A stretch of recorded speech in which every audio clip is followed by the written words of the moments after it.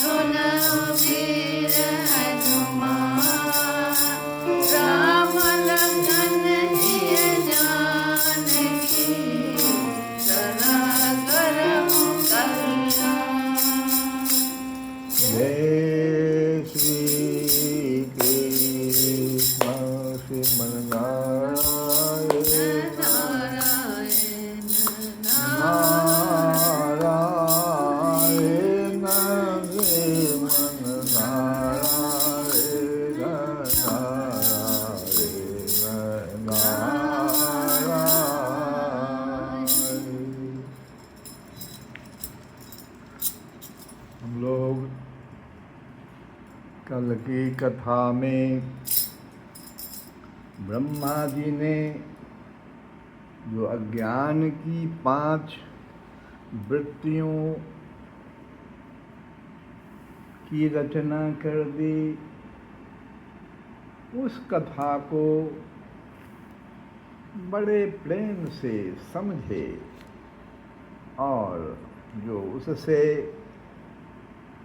हमें शिक्षा क्या मिला कि मनुष्य को, जीव को,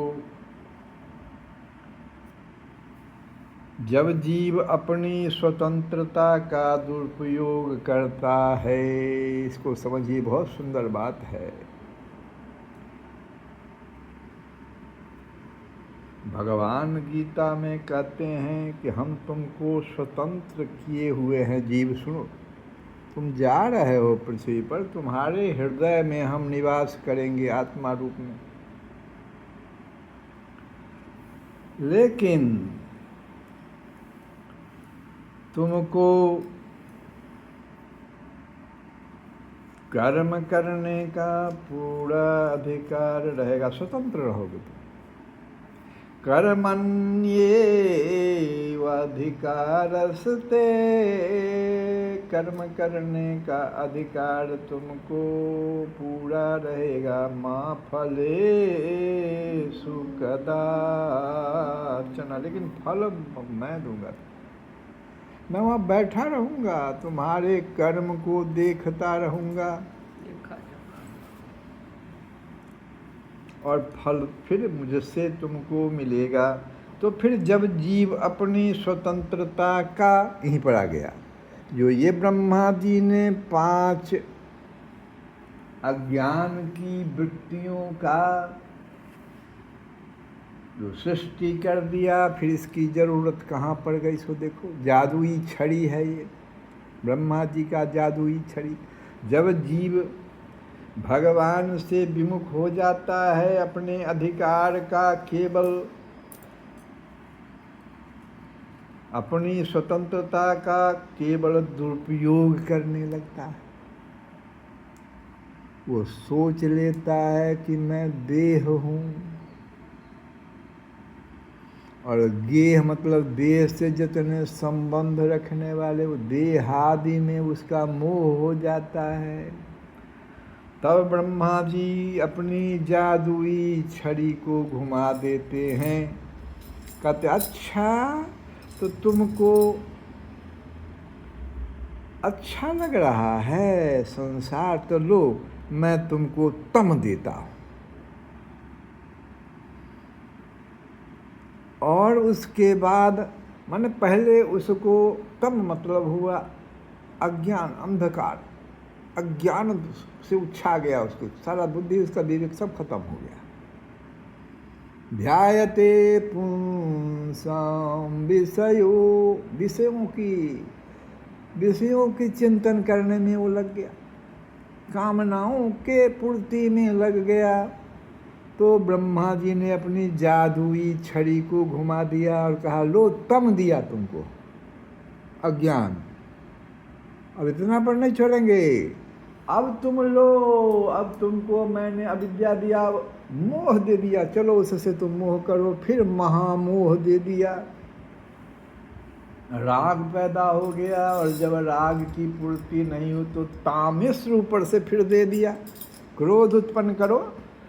और जब वो नष्ट हो गया जिससे तुम्हारा राग था, चाहे पुत्र हो चाहे धन हो, जो भी हो, जब तुम्हारा वो भी नष्ट हो गया तो तुमको अंत में अंधता मिस्र की ओर धकेल दिया गया। जाओ, भगवान से न विमुख हुए थे, लो अब तुम कहाँ चले गए, ध्यान दो। स्वतंत्रता कर लिया। कैसी स्वतंत्रता भाई? तुम तो आए थे हरि भजना को, आए थे हरि भजना को, टन लगे कपास। अब हम क्या करें बताओ? हमारा क्या दोष है? तुम तो खुद अपने स्वतंत्रता का दुरुपयोग करना शुरू कर दिया।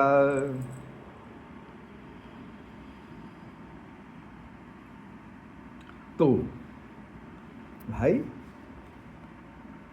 जब ब्रह्मा जी ने देखा, ब्रह्मा जी खुश नहीं हुए। इन पांचों वृत्तियों की रचना करने के बाद ब्रह्मा जी खुश नहीं हैं। ये तो मैंने अविद्या का रचना कर दिया। अविद्या के 5 वृत्तियों की रचना हमने कर दी। फिर जीव का, जो जीव मान लो अपनी स्वतंत्रता का सदुपयोग करेंगे, उनके लिए मैंने तो कुछ किया ही नहीं। अभी तो रचना शुरू किया, पहली सृष्टि है ये। तो ब्रह्मा जी ने फिर क्या किया? अविद्या से विद्या की ओर। अब इसका काट क्या होगा भाई? ब्रह्मा जी पूरा खुश नहीं हुए देख करके, अरे क्या कर दिया मैंने। ठीक है, मेरा ये जादुई छड़ी है, लेकिन छड़ी से तो काम चलेगा नहीं। भगवान तो कहे सृष्टि की रचना करो, ऐसे भक्तों को बनाओ जो मेरा सेवक बन जाए। ये काम मिला था ना। तब ब्रह्मा जी ने देखो, विद्या को प्राप्त करने के लिए पहले भगवान को, अपने मन को भगवान के ध्यान से पवित्र किया।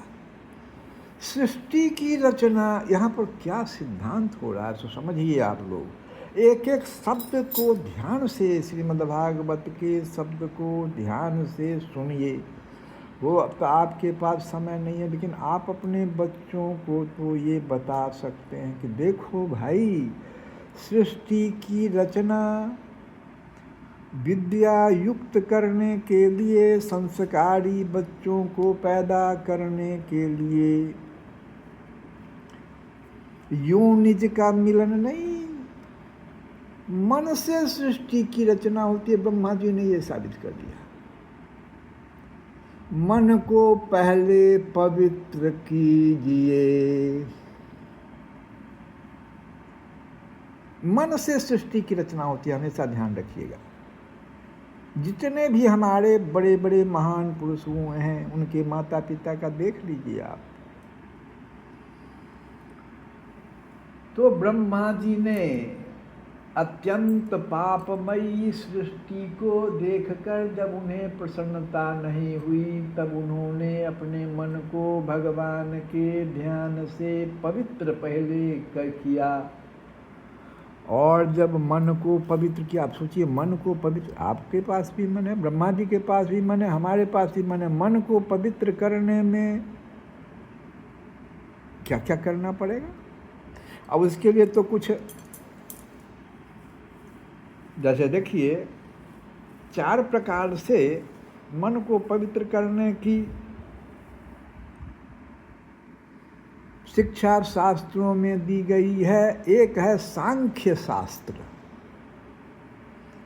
दूसरा है योग शास्त्र, तीसरा है वैराग्य होकर के, वैरागी होकर के, और चौथा है तप से आप अपने मन को पवित्र कीजिए। ब्रह्मा जी ने चारों का प्रयोग किया। कहिएगा कैसे? ये तो हम देखेंगे तब। तो ब्रह्मा जी ने उसका प्रयोग जब किया, देखो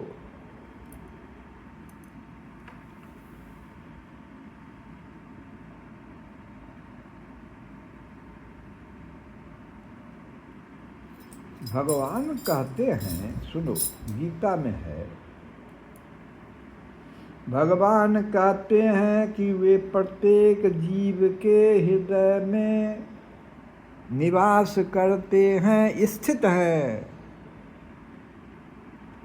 उन्हीं से, अब देखो जब भगवान वहाँ पर हैं तो उनसे आपको क्या क्या मिल रहा है, सो ध्यान दीजिए। स्मृति मिलती है, ज्ञान मिलता है और विस्मृति मिलती रहती है। तो स्मृति, ज्ञान और विस्मृति उत्पन्न होती रहती है। भगवान के रहने से ऐसा होता है।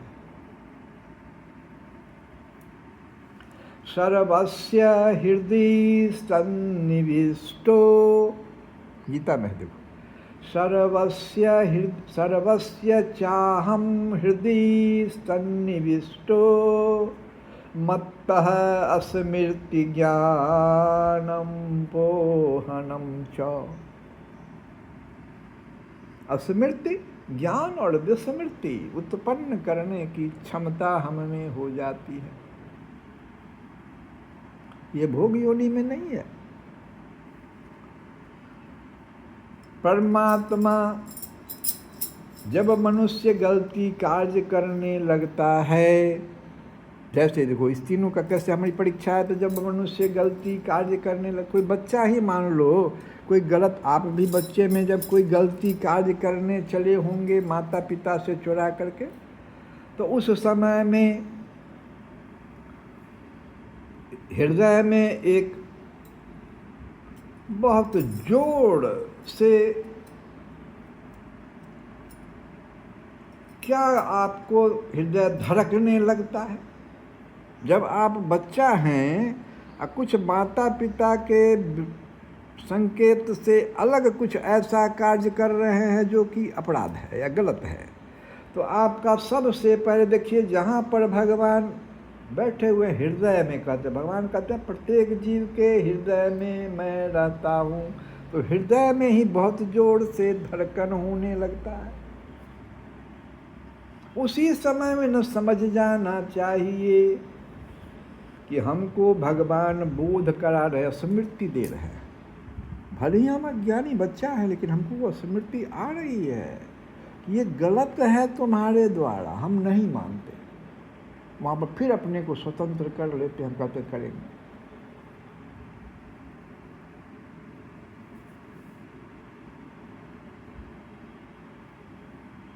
धर्म का बोध होने लगता है। परमात्मा जीव को हमेशा प्रेरणा देते रहते हैं। ऐसा नहीं है कि आपको प्रेरणा, हमको अधिक प्रेरणा, ऐसा नहीं है। प्रत्येक जीव के हृदय में परमात्मा निवास कर रहा है। लेकिन कर्म में जो स्वतंत्रता हो जाती है हमारी,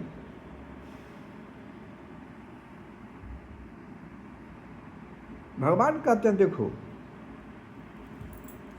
तुम स्वतंत्र हो। क्या तुम पशु योनि में जाना चाहते हो? स्वतंत्र कर देते, तुम पशु योनि में चलिए जाओगे, नहीं मानोगे हमारी बात। वो 4 क्रिया करवे करोगे, आहार, निंद्रा, भय और मैथुन, इसके अलावे नहीं, धर्म की चर्चा नहीं करोगे, इन्हीं चारों में लगे रहोगे। पशु योनि में जाना चाहते हो? पशु तो यही करता है। अच्छा ठीक है, जाओ। भगवान कहते हैं जाओ, भोगो, उसको देखो, तुम्हारी इच्छा हुई ना। हम तो तुमको बोध करा रहे हैं कि गलत हो रहा है। बचपन से हम तुमको बोध करा रहे हैं कि तुम गलत मार्ग से जा रहे हो। अभी आप कहिएगा हम बचपन में तो ठीक है हुआ, हमारा हृदय बड़ी जोर से धड़का। अभी क्या, तो अभी जो आपके शास्त्र जो सुन रहे हैं यहाँ पर नहीं हो रहा है क्या? क्या क्या हमसे गलती हो रही है? बोध नहीं, हमको नहीं बोध कर रहा, हम अज्ञान में रहेंगे।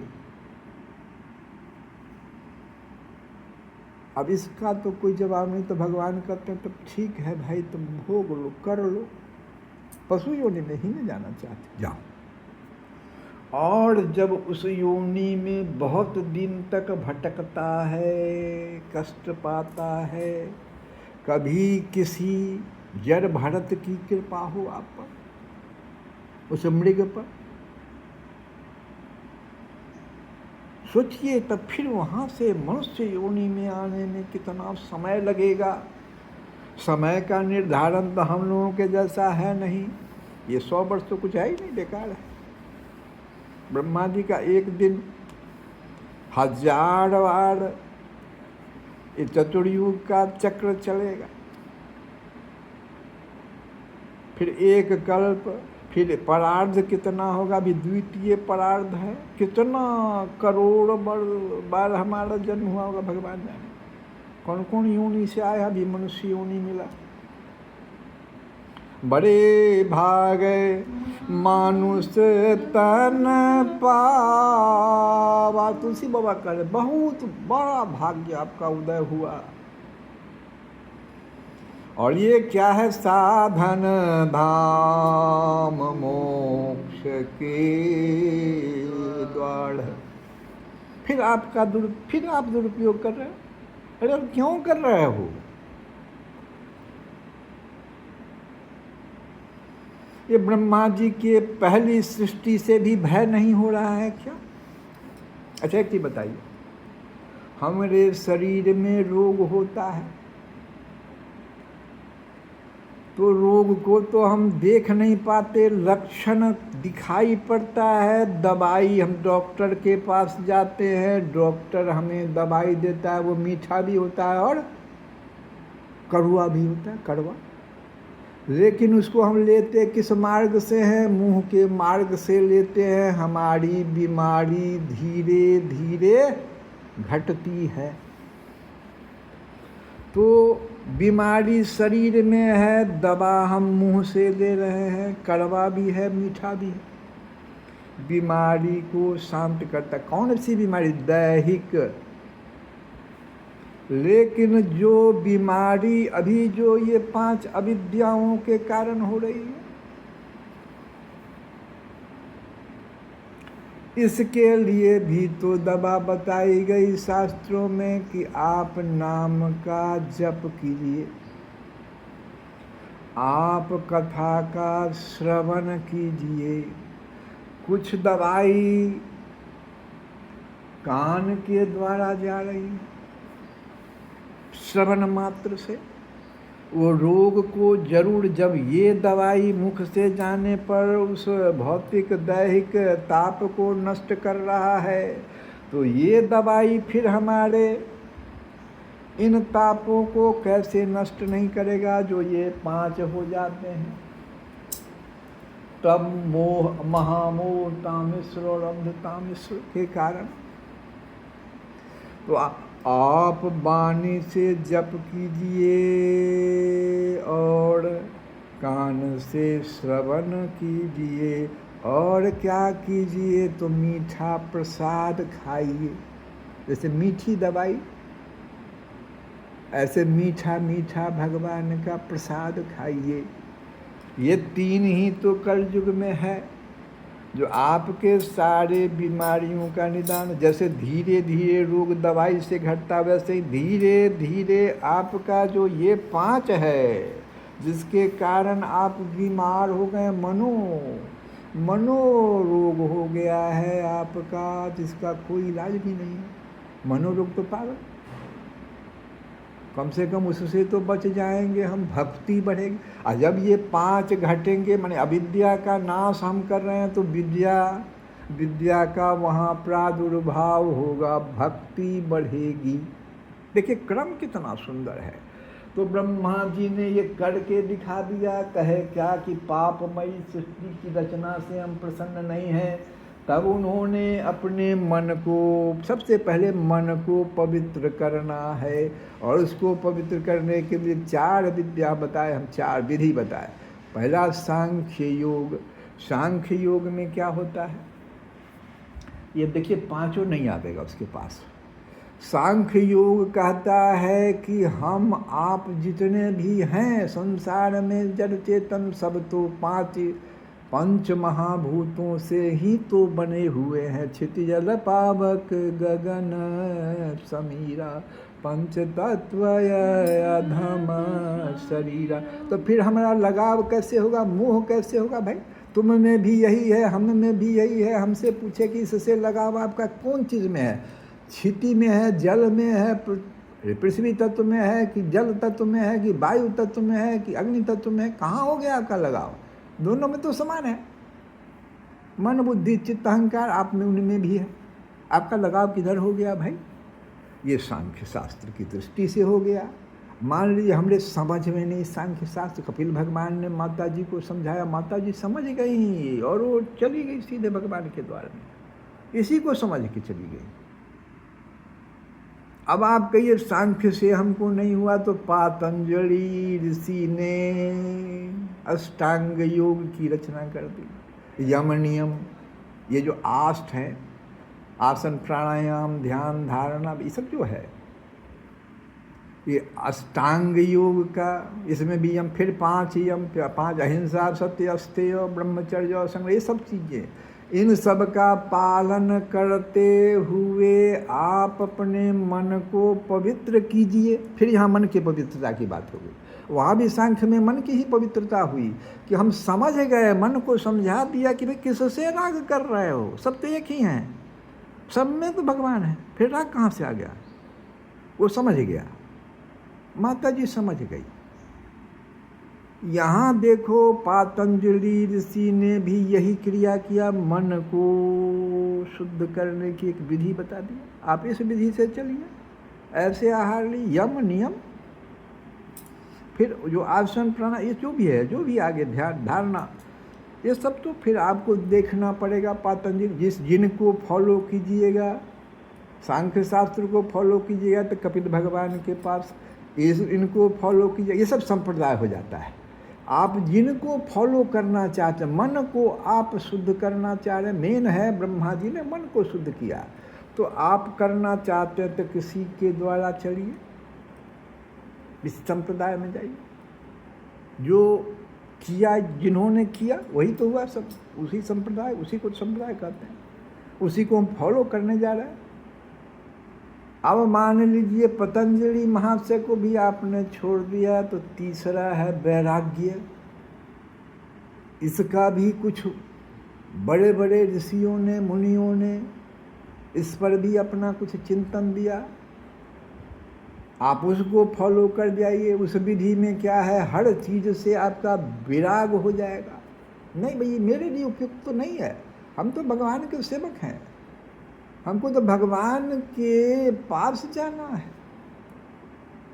एक दो वैराग्य में 2 चीज़ होता है, एक ज्ञान और एक भक्ति। ज्ञान आपको हो गया अपने स्वरूप का, अभी अभी हम लोग पढ़े थे, तम में क्या होता है, हम अपने स्वरूप को भुला देते हैं। अभी अभी हम लोग पढ़े नहीं, हम लोग सीखे कि ज्ञान तम में क्या होता है कि हम अपने स्वरूप को भुला देते हैं। हमको ज्ञान हो गया अपने स्वरूप का कि भाई हम तो परमात्मा के अंश हैं। लेकिन भक्ति अभी नहीं हुई है। भक्ति तो तब आएगी जब हम परमात्मा के, कृष्ण के, राम के सेवक हो जाएंगे। अपना सुंदर सा समय जो 100 वर्ष मिला है, उसमें से कुछ समय जप में, कुछ समय कथा श्रवण में, कुछ समय प्रसाद पाने में लगाएंगे। ये भगवान की सेवा है। अब हो गया आपकी भक्ति, तो दोनों जब ज्ञान और भक्ति का मिलन होगा तो आपका कल्याण ही वैराग्य होगा। और चौथा तप है, वो तो और थोड़ा सा कठिन मार्ग है। आप पर निर्भर है कि आप जिसको भी पकड़ ले। अब देखो, ब्रह्मा जी ने मन को भगवान के ध्यान से पवित्र करके क्या किया, शनकम च शनंदम च, मन को जैसे पवित्र किया और सृष्टि रचना करने की कोशिश की, तो देखो क्या सुंदर सुंदर 4 हमारे दिव्य पुरुष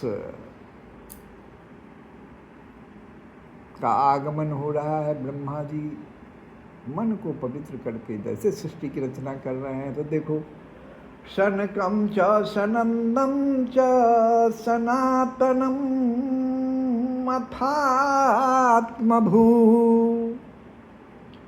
शनत कुमारम च मुनीना, अरे सनत कुमारम च मुनीना निष्क्रियान। हम नहीं जाएंगे अभी संसार में।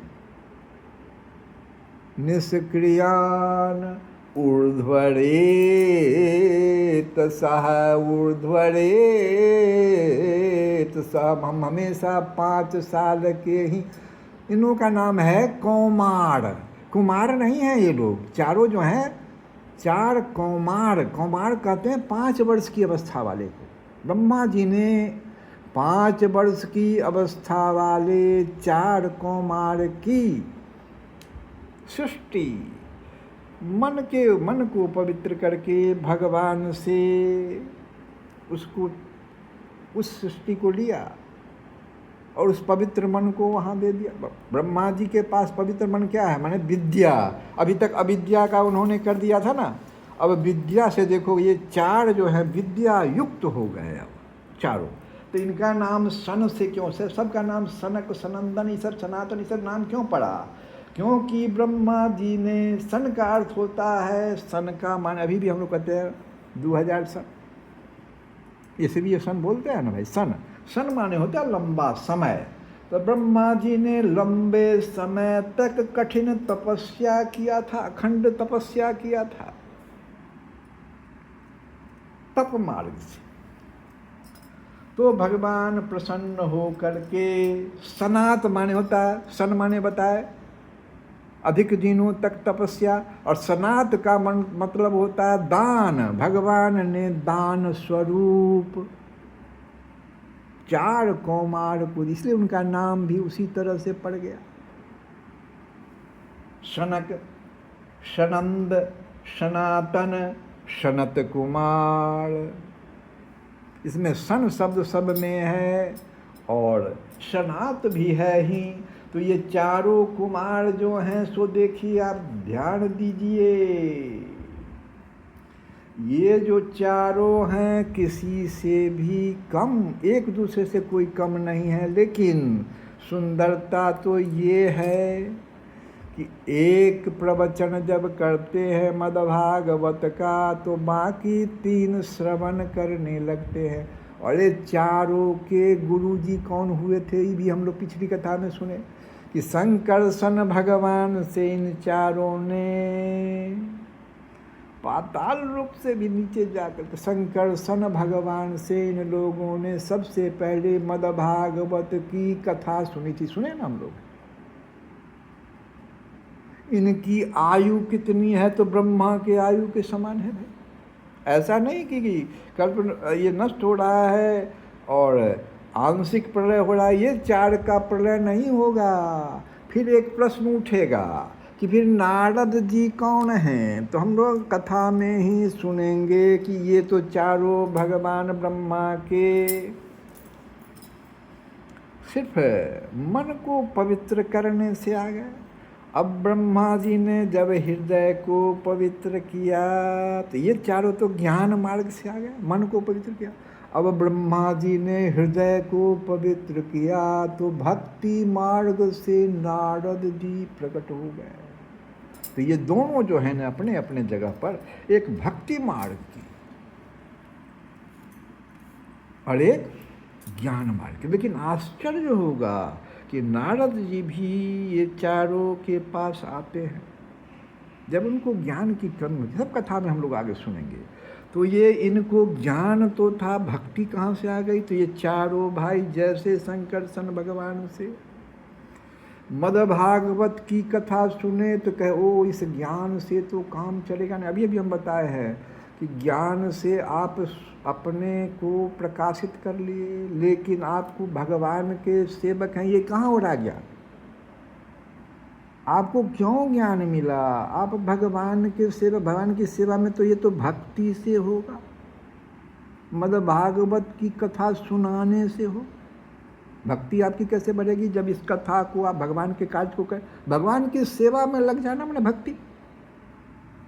तो जब चारों भाई इस कार्य में लग गए तो फिर ये लोग क्या कहलाए मालूम है?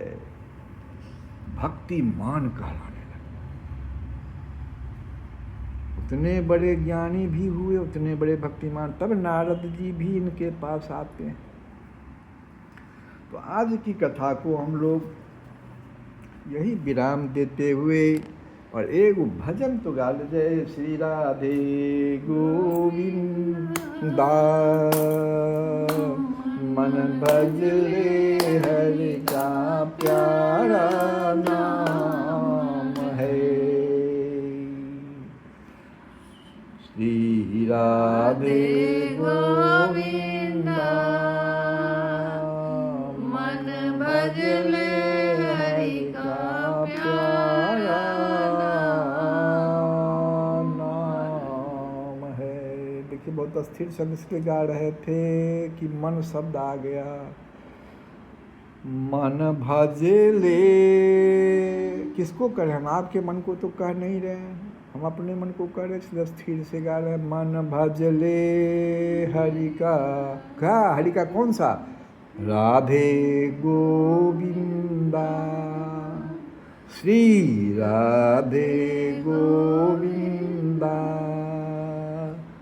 मन भजले हरि का प्यारा नाम है। श्री कृष्ण गोविंद हरे मुरारे, हे नाथ नारायण वासुदेव।